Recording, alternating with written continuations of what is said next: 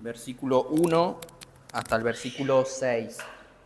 Y dice así la palabra del Señor: Por tanto, hermanos santos, participantes del llamamiento celestial, considerad al apóstol y sumo sacerdote de nuestra profesión, Cristo Jesús, el cual es fiel al que le constituyó, como también lo fue Moisés en toda la casa de Dios. Porque de tanto mayor gloria que Moisés es estimado digno cuanto tiene mayor honra que la casa el que la hizo. Porque toda casa es hecha por alguno, pero el que hizo todas las cosas es Dios. Y Moisés a la verdad fue fiel en toda la casa de Dios como siervo, para testimonio de lo que se iba a decir, pero Cristo como hijo sobre su casa, la cual casa somos nosotros, si retenemos hasta el fin la confianza y el gloriarnos en la esperanza. Vamos a tener tiempo de oración, pidiendo la bendición del Señor. Oremos. Señor, gracias por la oportunidad que nos has permitido tener en el tiempo de alabanza. Sin duda llena nuestros corazones el privilegio que tenemos de alabarte, adorarte, Señor, pero qué bueno es hacerlo con entendimiento, hacerlo, Señor, sabiendo a quién adoramos, a quién alabamos, sabiendo quién está en esta hora en medio nuestro para ser oído, así como tú en esta hora nos escuchas. Pero ahora, Padre, te pedimos que sea todo lo contrario, que tú estés preparando nuestros corazones para nosotros ahora oírte a ti. Que al predicar tu palabra, Señor, nos des un corazón tierno, un corazón que podamos mirar a Jesús, un corazón, Señor, que no resista tu voluntad, un corazón que pueda ser manso y humilde, que podamos ser sabios en recibir tu palabra y por sobre todo aplicarla. Padre, oramos por la ayuda de tu Espíritu Santo, como siempre, porque sabemos y reconocemos que si tu Espíritu no obra, en vano sería. Sabemos que tu Espíritu es el de que prepara los corazones, prepara esa tierra fértil para que la semilla pueda dar fruto. Por eso, Padre, edifica esta tarde a tu iglesia y dame claridad en mis palabras y, por sobre todo, Señor, sabiduría al hablar. Pedimos, Señor, tu guía y tu bendición en el nombre de Jesucristo. Amén. Hebreos capítulo 3. Hoy comenzamos, hermanos, si podríamos llamarlo así, un nuevo tema. El autor de Hebreos se va a estar dirigiendo hacia algo nuevo, hacia un tema específico. Ya en el capítulo 1 se había dirigido a los ángeles, que Jesús era superior a los ángeles, y nos había dado algunas directrices de por qué debíamos mirar a Jesús, de por qué debíamos mirar a aquel que era mayor y superior que los ángeles. Y habíamos visto cómo el autor de Hebreos ya en el capítulo 1 y 2 había como elevado, exaltado a Cristo de lo que Él era y por qué debíamos mirarlo a Él. Lo último que vimos era porque Él era el autor de nuestra salvación. Él era el autor de nuestra salvación y lo que había hecho en nosotros. La manera en que nosotros ahora podíamos llamarnos hijos de Dios y podíamos llamarnos hermanos de Cristo por la obra en la cruz que Él había hecho. Y yo quisiera ir un poco más atrás, específicamente al inicio. Nosotros cuando empezamos a estudiar esta carta, este libro, habíamos dicho que muchos de los judíos se estaban volviendo atrás. ¿Qué quiere decir eso? Muchos de los judíos se estaban volviendo atrás a su antigua vida. Habían vuelto tal vez a algunos rituales, habían, por causa de la persecución que estaban tratando en ese momento, por causa del sufrimiento que estaban padeciendo por haber decidido seguir a Cristo, muchos estaban volviendo atrás, dudaban, temían, ¿será que Cristo en verdad es nuestro sacerdote o tenemos otro? ¿Será que Cristo en verdad fue el holocausto o tenemos que seguir ofreciendo sacrificios? Y el autor de Hebreo continuamente por eso hace eso. Pone al sumo sacerdote en el Antiguo Testamento y dice que Jesús es mayor que el sumo sacerdote. Pone a los corderos, pone a los sacrificios que Jesús es el verdadero sacrificio. Puso a los ángeles para dar un ejemplo y decir Jesús es mayor, superior a los ángeles. Y hoy vamos a estar viendo una figura en la cual los judíos lo tenían, hoy podemos decir, allá arriba, y es Moisés.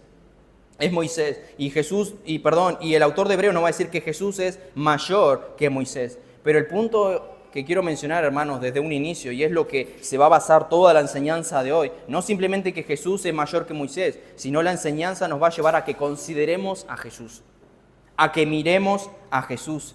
Y Él va a dar razones de por qué nosotros debemos considerar y mirar a Jesús.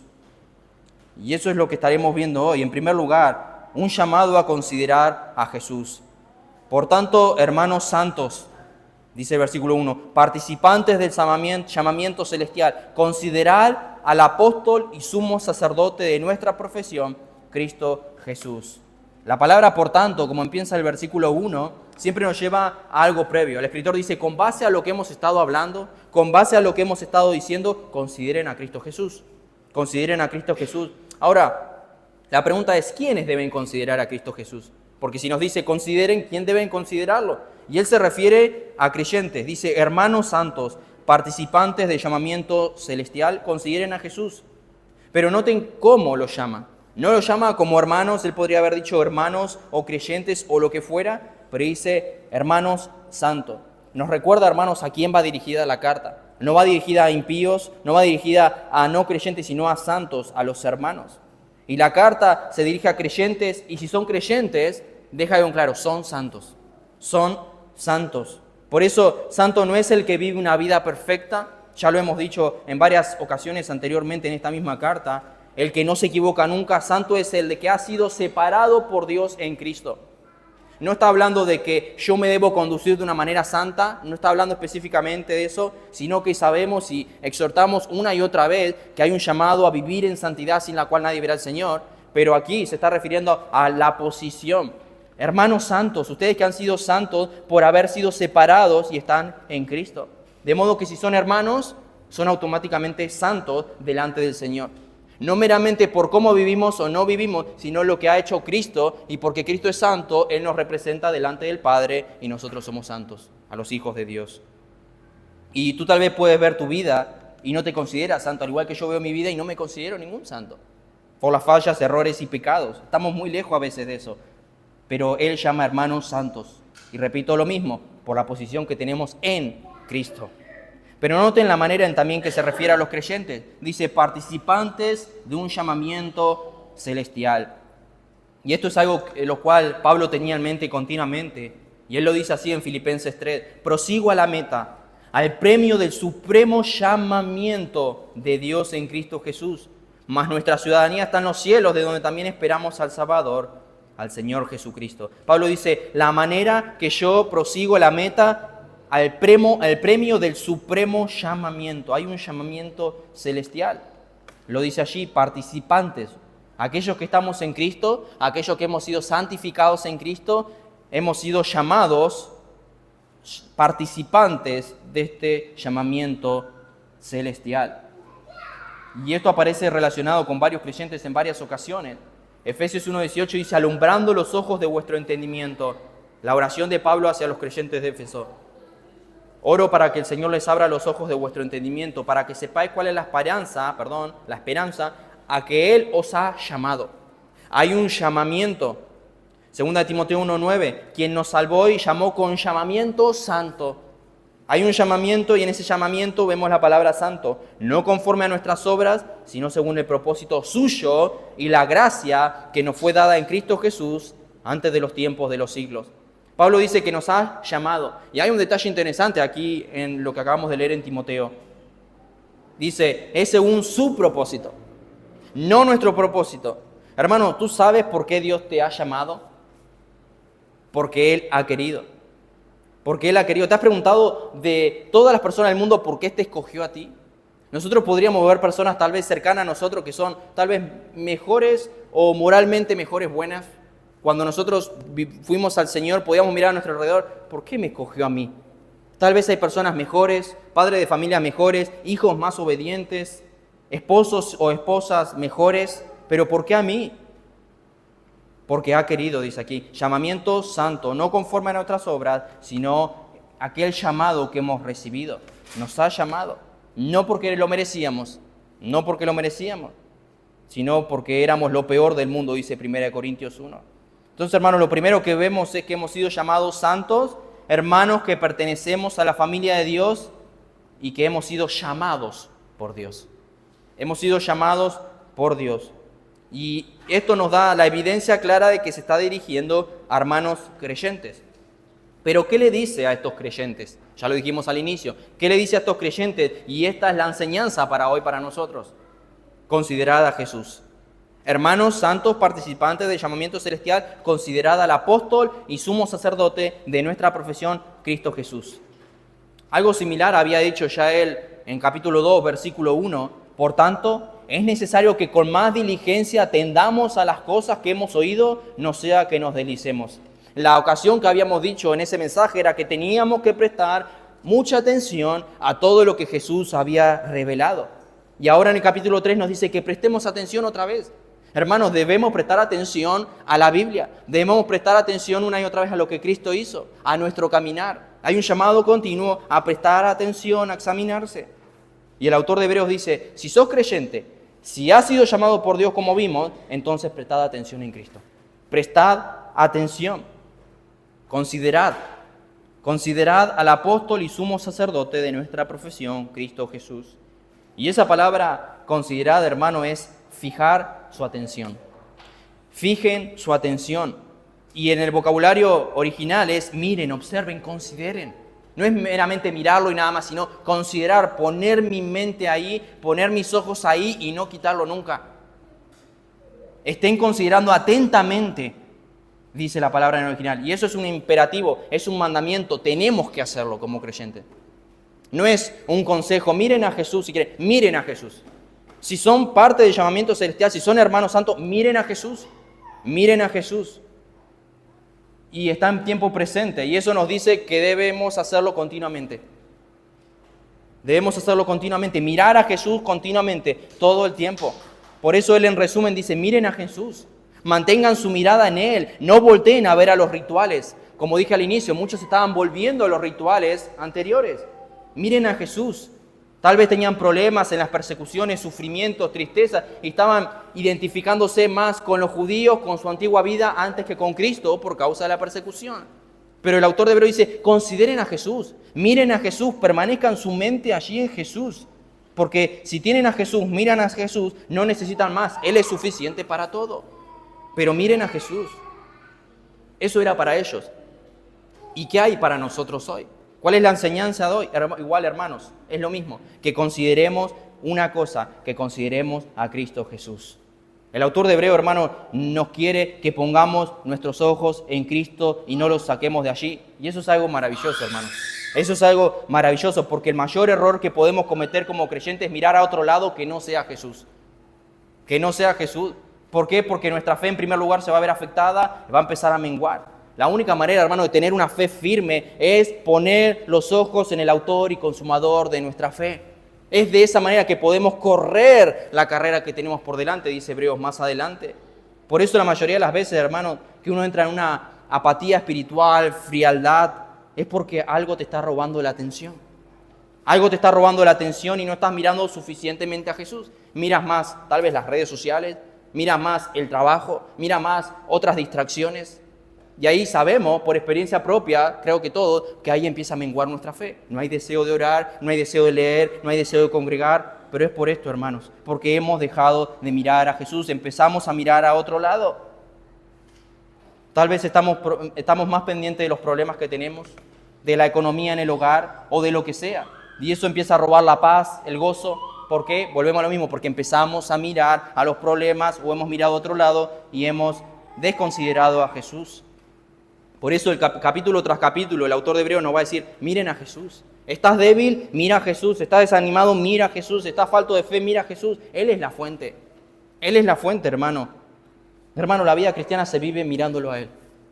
Nunca vamos a llegar a la meta, dijo Pablo, si no consideramos al apóstol y sumo sacerdote de nuestra profesión. Cuando lo miramos a Él, hermano, los problemas se vuelven menores. Los problemas que vienen en nuestra vida, cuando lo miramos a Él, no afectan tanto. Cuando viene la tentación y lo miramos a Él, no parece tan grande e imposible de vencer esa tentación, porque sabemos que Él ya venció el pecado y Él está ahí con nosotros. Cuando llega tal vez el descontento con lo que tienes y lo miras a Él, te das cuenta que tienes más de lo que mereces, pero te das cuenta de eso cuando lo miras a Él. Hermano, ¿quieres tener una vida cristiana con gozo? No quites tu mirada de Él. No quites tu mirada de Él. ¿Quieres tener una fe viva, apasionada por Jesús, su obra? No quites tu mirada de Él. Por eso cuando quites tu mirada de Él, automáticamente no tendrás ánimo tal vez ni de leer, ni de orar, ni congregar, ni servir, porque de eso se basa la vida cristiana, de mirarlo a Él, de aquel que nos hizo cristianos, de aquel que nos hizo hijos de Dios, de mirarlo a Él. Y una de las cosas que vemos Todos los días sabemos por experiencia que el diablo es experto en hacernos mirar otras cosas. El diablo es experto, hermanos, en hacernos mirar otras cosas, en las distracciones de este mundo, para que mientras que corramos la carrera que tenemos por delante, quitemos los ojos de Jesús. Quitemos los ojos de Jesús. Es más, algunos están distraídos corriendo esa carrera que ni siquiera se dan cuenta que ya han dejado de correr esa carrera. Y eso es sumamente triste, sumamente triste. ¿Por qué? Porque han quitado sus ojos de la meta, han quitado sus ojos de Jesús. Tenemos una historia que a veces no comprendemos. La historia de Pablo y Silas en la prisión, en Hechos 16, creería que se acuerdan. Mientras estaban en la cárcel por haber predicado el mensaje del Evangelio, dice que fueron azotados. Estaban tal vez con frío, no creo que estén en un hotel 5 estrellas. Tal vez le estaban doliendo los latigazos que habían recibido por la causa de la predicación del Evangelio. Tal vez estaban tristes en algún momento, tal vez estaban con frío, con hambre, no lo sabemos, pero el pasaje dice, cantaban alabanzas. Cantaban alabanzas. ¿Cómo es posible eso? Y la respuesta, hermanos, porque lo estaban mirando a Él. No habían quitado su mirada de Él. No habían quitado la mirada de quién estaban predicando. No habían quitado la mirada de que si ahora nos matan por la predicación del Evangelio, vamos a ir a aquel que nunca hemos dejado de mirar. Estaban mirándolo a Él. Por eso, hermanos, ¿sabes cuál es la fuente de todos los desvíos en la fe? Dejar de mirar a Jesús. Dejar de mirar a Jesús. Es como los que corren la carrera. Comienzan la carrera mirando la meta. Aquellos que son atletas y corren. Miran la meta y no quitan de allí sus ojos. No lo ves mirando a los costados, por más gente que haya, por más cámara que haya. Ellos no se distraen, se preparan, se perfeccionan y corren y corren y corren y corren. Miran y siguen mirando la meta y corren y corren. No saben si van a llegar primero o último o quinto, no importa el puesto, pero ellos corren mirando a la meta, mirando la cinta y a la meta. Y eso somos llamados a hacer, hermanos. Mirar a Jesús y correr la carrera que tenemos por delante. Y tener en nuestro corazón, yo tengo que llegar allí. Yo voy a llegar así. Yo tengo que llegar a la meta, como dice la Escritura, lo más santo posible. Es fijar la mirada y correr. Y sí, por el camino se van a levantar cosas que nos van a distraer, cosas, personas, aún el diablo mismo, para que quitemos nuestra mirada de allí. Hermano, y todo lo que venga, si quieres ser sabio, todo lo que venga a tu vida que te distraiga de tu comunión con el Señor, de poner tus ojos allí, sácalo de tu vida. Sácalo de tu vida. Se llame como se llame. Una persona, una relación, trabajo, distracciones, dinero, lo que sea. Porque el diablo es astuto. El diablo sin duda es astuto para que quitemos nuestra mirada del Señor. Y ese, hermanos, va a ser el punto principal de nuestra vida. Ir allá. Ir allá, ir a la meta, poner nuestra mirada en Él y llegar allá. Eso es considerar a Jesús, hermanos. Eso es considerar a Jesús.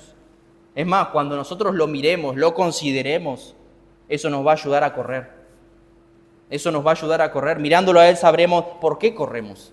Mirándolo a Él sabremos a dónde vamos. Y mirando a Él tendremos el poder y la alegría para mantenernos corriendo sabiamente esta carrera. Por ende, hermano, en primer lugar debemos considerar, mirarlo fijamente. Y el autor de Hebreos nos menciona que aquel que debemos mirar fijamente, vemos que lo menciona de dos maneras. Considerad a quién, al apóstol y sumo sacerdote de nuestra profesión, Cristo Jesús. Lo menciona de dos maneras, apóstol y sumo sacerdote. La palabra apóstol, nosotros diríamos, ¿entonces Jesús era un apóstol?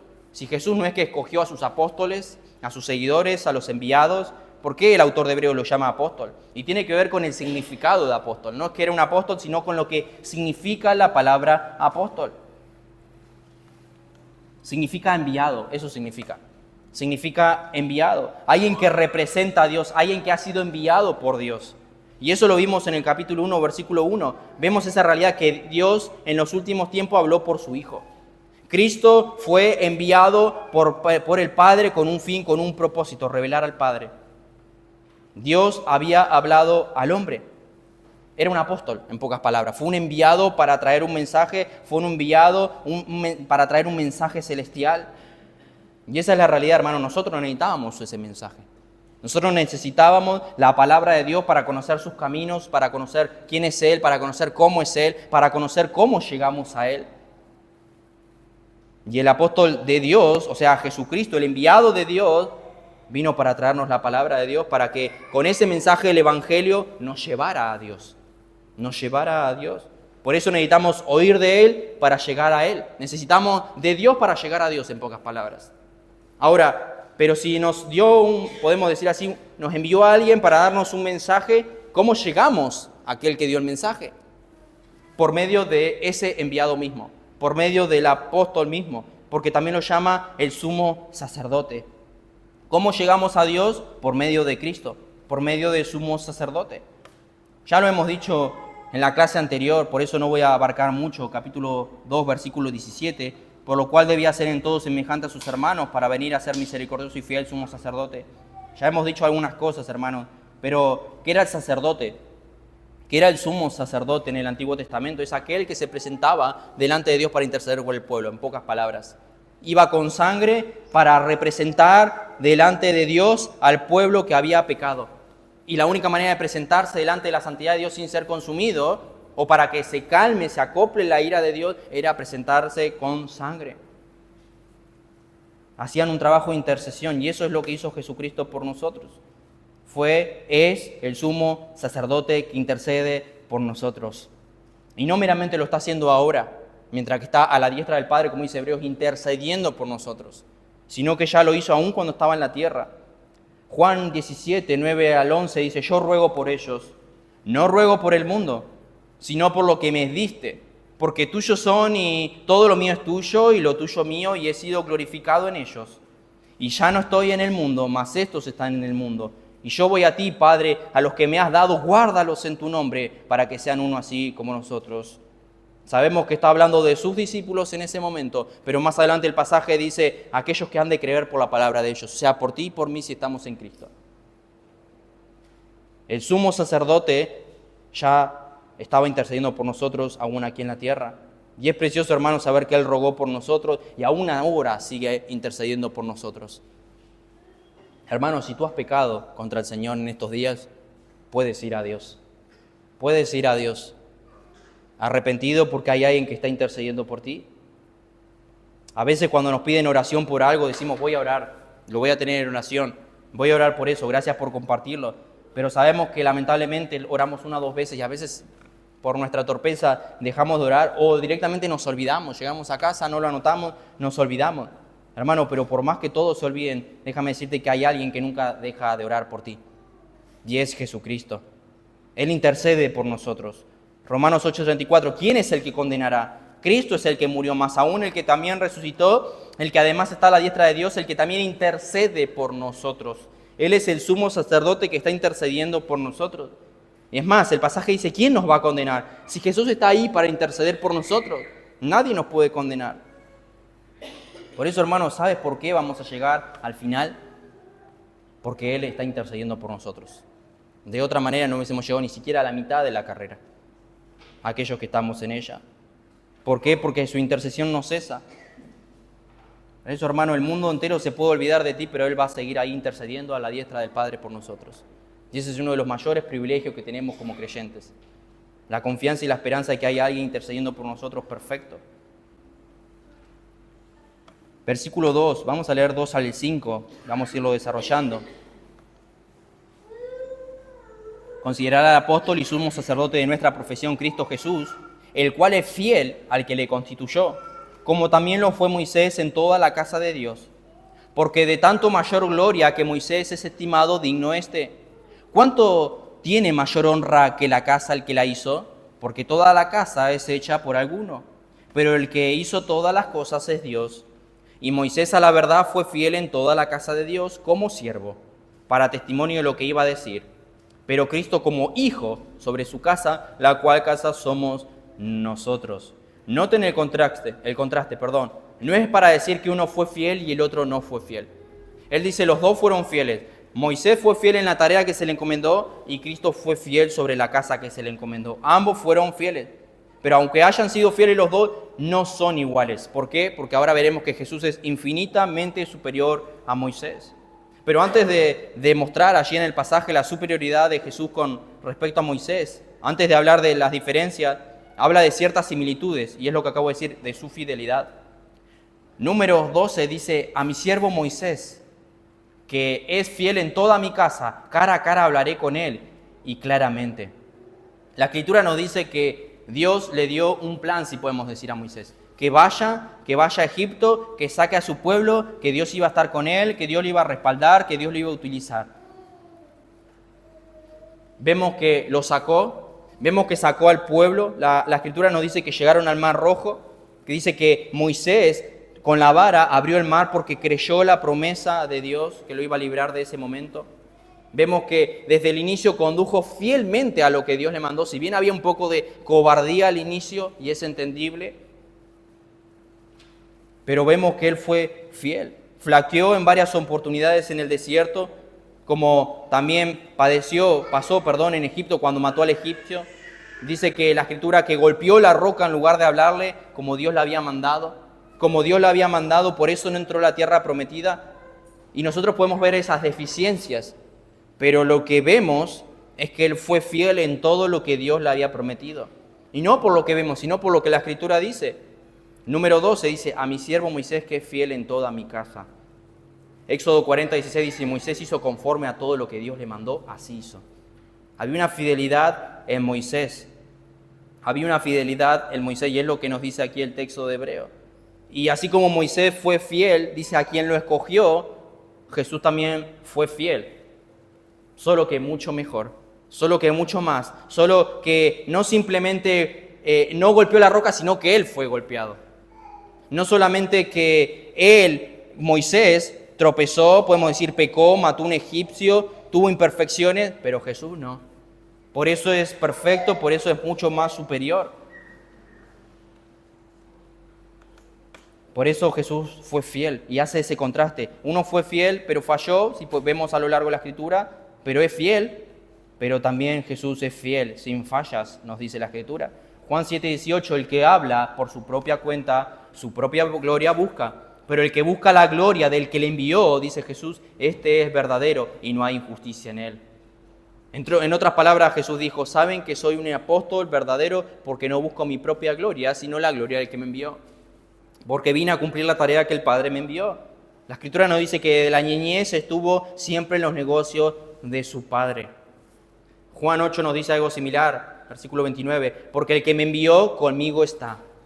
Conmigo está. No me ha dejado solo el Padre, porque yo hago siempre lo que le agrada. Y eso habla de fidelidad, de obediencia. Acompáñenme por un momento a Juan 17. Juan 17.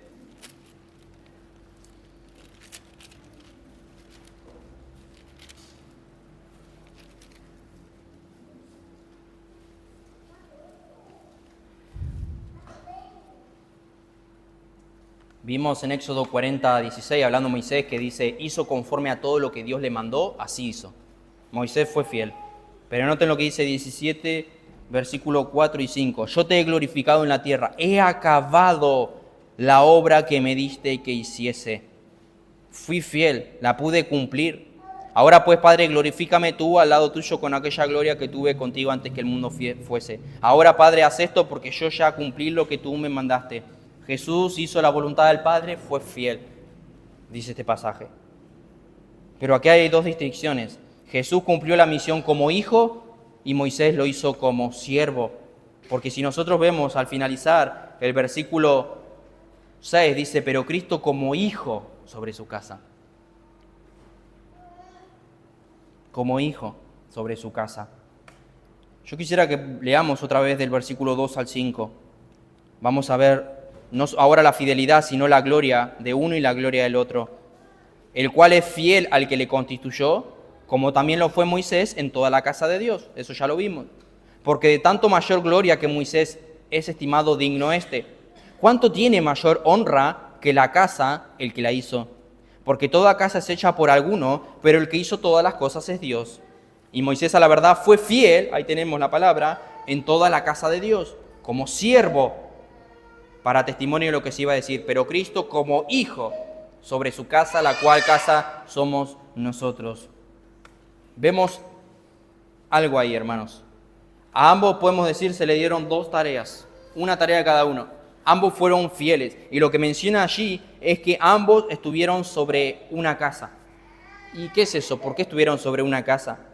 Y el significado de la casa, como menciona allí, es familia, se refiere a personas, no una casa o un edificio o un lugar donde habitar. Y es en ese sentido que Moisés fue fiel a la casa de Dios, al pueblo de Dios. Moisés guió fielmente al pueblo de Dios hasta entrar a la tierra prometida, aunque él no pudo entrar. Pero dentro de todo fue fiel, dice los pasajes, en lo que Dios le había mandado que haga. Por eso se hace la distinción que él fue fiel como siervo. Porque él era un siervo, un mayordomo, no era el dueño, el propietario de la casa, era alguien que sirve. Y el pasaje allí nos dice que todas las cosas fueron hechas por Dios. O sea, Dios era el dueño de Israel, Moisés fue tan solo un siervo de Israel por un tiempo. Servía con fidelidad, pero servía. Estaba a cargo de administrar lo que Dios le había mandado, mandamientos, requisitos para el tabernáculo, las promesas de Dios que Dios le había confiado al pueblo de Israel. Y él mostró ser fiel en esto. Pero Jesús no administró o sirvió a un pueblo. Sí vino a morir por un pueblo, pero no administró o sirvió de la manera que Moisés a un pueblo. Porque allí nos dice en Hebreos que Jesús fue el creador. Porque toda la casa es hecha por alguno, pero el que hizo todas las cosas es Dios. Todas las cosas, dice Juan, todas las cosas llegaron a ser hechas por Él y aparte de Él nada llegó a ser hecho. En pocas palabras, todo lo que existe es por medio de Jesús. Moisés fue solo un miembro de la familia que Jesús construyó. Por ende, Jesús es superior porque Jesús es el que construye, pero Moisés es el que sirve en la construcción, si podemos decirlo así. Jesús es el que creó a Israel, Jesús creó la iglesia, porque Jesús es Dios, Jesús creó todas las cosas. Y el versículo 4 habla de esta casa que estamos hablando, porque toda la casa es hecha por alguno, pero el que hizo todas las cosas es Dios. El constructor de todas las cosas es Dios, acabamos de decir. Y Moisés es miembro de esa casa. ¿Por qué? Porque es parte de su creación, fue hecho por Dios mismo. Jesús creó a Moisés, si lo vemos de esa perspectiva. Obvio que Jesús es superior a Moisés porque Jesús creó a Moisés. La Escritura una y otra vez lo mencionan a Jesús como creador. Por eso el versículo 3 nos dice que Jesús es el creador de la casa y dice, cuanto tiene mayor honra el que hizo la casa que la casa misma. Nosotros cuando tenemos al pastor que es arquitecto, nosotros cuando vemos una obra, una construcción, decimos, wow, qué buena casa, qué buena construcción, pero nosotros no alabamos la casa, alabamos a aquel que la diseñó, alabamos a aquel que la construyó, los detalles que le hizo o cómo la hizo. Y esta es la realidad. ¿Cuánto tiene mayor honra el creador que la casa misma? Dijimos que Moisés era parte de la casa, parte de esa familia, parte de ese pueblo. Era un siervo que servía a ese pueblo, pero era parte de la creación de Dios, de Jesús. Pero Jesús había creado eso. Jesús era el creador de esa casa. Jesús es el creador de esa casa. Y vemos ese contraste, hermanos.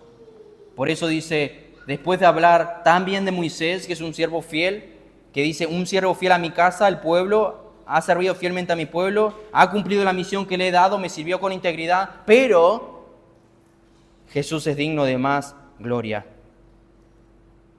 Jesús es digno de más gloria. Y esa palabra significa mayor honra. Jesús merece más la honra. Jesús es más precioso. Jesús es algo de más valor. Y es eso lo que hace el autor de Hebreos continuamente, como hemos mencionado, levantar a Cristo por sobre todo, que podamos mirar a Cristo, que ver sus hermosuras, que ver lo que Él es, sus excelencias, lo sublime que es, engrandecerlo por sobre todas las cosas, aún por los pactos, aún por esto, aún por lo otro. Habla de sus excelencias, de su grandeza, de su inmensidad. ¿O no merece más gloria el que hizo la casa que la casa misma? Jesús merece la gloria, mucho más que Moisés, y por eso el estudio es que es superior a Moisés. Y dijimos anteriormente que Moisés fue fiel en toda la casa de Dios, pero Cristo fue fiel como hijo. Otra traducción habla del versículo 6, lo dice así, pero Cristo fue fiel como hijo sobre la casa de Dios, cuya casa somos nosotros si retenemos firme hasta el fin nuestra confianza y la gloria de nuestra esperanza. Por eso lo importante, como dije, es entender quién es esa casa. La casa somos nosotros. Nosotros somos la casa. Como dije al inicio, Casa significa familia, templo. Efesios 2 nos dice así, Efesios capítulo 2, versículo 19 al 23. Así que ya no sois extranjeros ni advenedizos, sino conciudadanos de los santos y miembros de la familia de Dios, edificados sobre el fundamento de los apóstoles y profetas, siendo la principal piedra del ángulo Jesucristo mismo, en quien todo el edificio, o sea, la iglesia, bien coordinado, va creciendo para ser un templo santo en el Señor, en quien vosotros también estáis juntamente edificados para morada de Dios en el Espíritu. Esa es nuestra identidad, hermanos. Somos casa de Dios. Somos edificación de Dios, si podemos decirlo así, creación de Dios, casa de Dios, dice aquí el autor de Hebreos, la cual casa somos nosotros. Primera de Pedro 2:5 dice, vosotros también como piedras vivas, sed edificados como casa espiritual y como sacerdocio santo, para ofrecer sacrificios espirituales aceptables a Dios por medio de Jesucristo. Hermanos, solo los que se aferran a Cristo y al Evangelio tienen lugar y van a ser partícipes de esa casa que estamos hablando aquí, que el dueño es Dios. ¿Quién es el dueño de la casa? Dios. ¿Quién es el creador de la casa? Dios. ¿Quién ha llamado a sus santos a habitar en esa casa y ser parte de esa casa, esa familia, ese cuerpo? Dios. Por eso es la casa de Dios. Primera de Timoteo 3 dice, esto te escribo, Timoteo, aunque tengo la esperanza de ir pronto a verte, para que si tardo sepas cómo debes conducirte en la casa de Dios, que es la iglesia del Dios viviente, columna y baluarte de la verdad. Esta es la casa de Dios. Y no hablo meramente del edificio, porque sabemos que cuando estamos reunidos, ya sea aquí, en cualquier lugar, Dios está en medio nuestro, en medio de su pueblo. Ha prometido su presencia. Pero en la casa, en nosotros, y saber que Él está en medio de nosotros, tiene implicaciones, hermanos, porque Él es el dueño de la casa. Sabemos que cuando vamos a la casa de alguien, tenemos que someternos a sus normas. Si no, sería una falta de respeto no someterse a las normas de esa casa. O pedir permiso o hacer lo que quiero. Yo no puedo ir a la casa de alguien y hacer lo que yo hago en mi casa. Eso sabemos que no es así. Pero a veces pensamos que podemos venir, si podemos llamarlo así, a la casa de Dios y manejarnos como queremos. Por eso nuestro filtro en la adoración, en la predicación de la palabra, en los sacramentos que hacemos, la Santa Cena, el bautismo, es todo filtrado por lo que dice la palabra. Si está en la palabra, lo hacemos. Si no está, no lo hacemos. Porque Él es el dueño de la casa. Él creó a la iglesia. Y si nosotros somos en ese cuerpo, somos parte de esa iglesia, de ese templo, de esa casa, ¿quién somos nosotros para obrar, actuar o hacer lo que queramos si no somos los dueños de la casa? Pero el hecho de que Él sea el dueño de la casa, ¿para qué, hermano, se construye una casa? Para vivirla, para habitarla. Y ese es el propósito principal.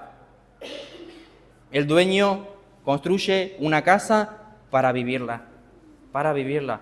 Juan 14:17 dice, el Espíritu de verdad, del cual el mundo no puede recibir, porque no le ve ni le conoce, pero vosotros le conocéis, porque mora con vosotros y estará en vosotros.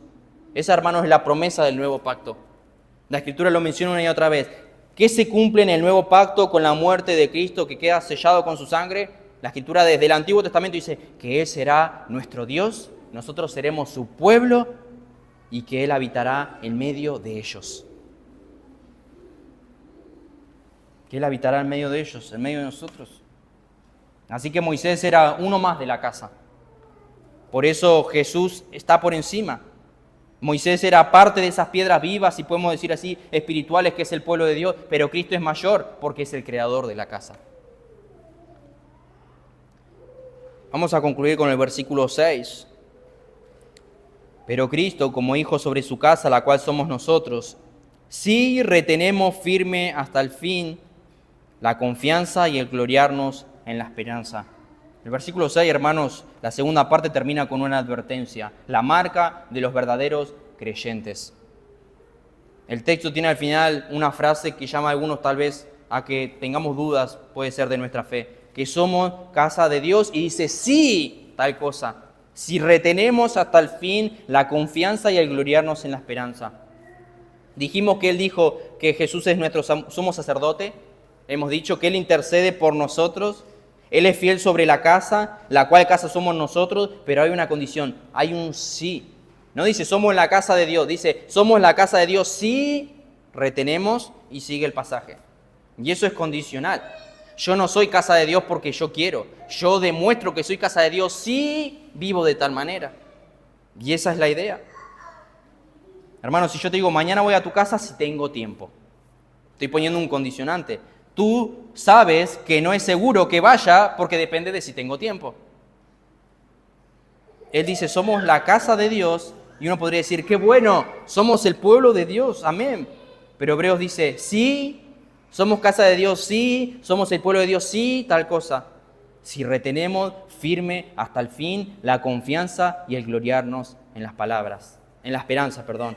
En pocas palabras, hermano, eres casa de Dios si estás firme en el Evangelio y en Cristo hasta el final. Hasta el final. Hermano, ¿se puede vivir en pecado y ser salvo? No. ¿Se puede vivir de cualquier manera y ser salvo? No.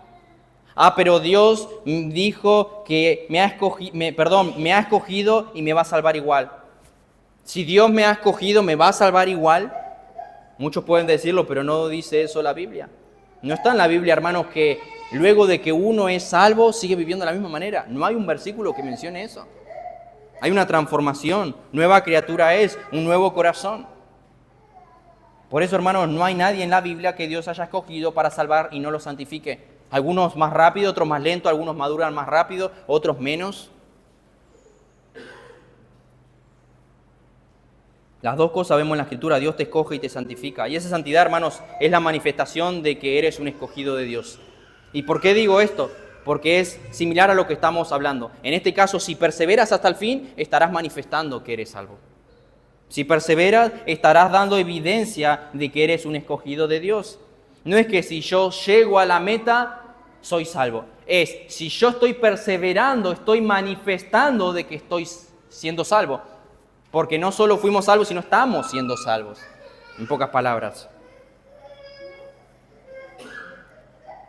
Porque la Escritura dice, hermanos, que Dios escoge, sostiene, Dios nos mantiene firme hasta el fin, y esa es la evidencia de que somos salvos, de que estamos firmes hasta el final. Por eso, hermanos, ¿cómo podemos saber que somos realmente la casa de Dios? ¿Cómo tú puedes saber si en verdad eres creyente, genuino, verdadero? Manteniendo, dice aquí, nuestra confianza y la magnificencia de nuestra esperanza hasta el final. En pocas palabras, hermano, el significado es simplemente que la continuidad es la prueba de la confirmación. Si yo estoy continuando, estoy confirmando que en verdad soy salvo. Podemos decir si realmente somos casa de Dios porque permanecemos en la casa de Dios. El que sale, dice Juan, nunca permaneció en ese lugar. ¿Se acuerdan lo que dice Juan 2:19? Salieron de nosotros, pero no eran de nosotros, porque si hubieran sido de nosotros, hubieran permanecido. Ahí está la palabra, permanecer hasta el final. Hubieran permanecido con nosotros, pero salieron para manifestar que no todos son de nosotros. La permanencia la menciona también Juan, permanecer con nosotros.